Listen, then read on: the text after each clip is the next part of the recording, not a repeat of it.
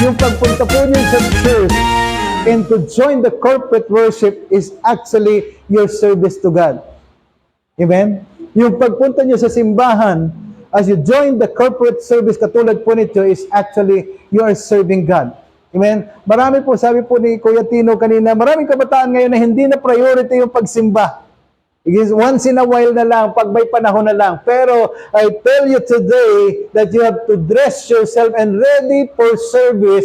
Na ibig sabihin, get involved in the ministry in service to the Lord. Ibig sabihin, yung pagpunta sa simbahan or yung pag-church, yung pag-attend the corporate worship should be one of your top priority. Hindi lang one, kundi yun yung top priority ng bawat isa sa atin.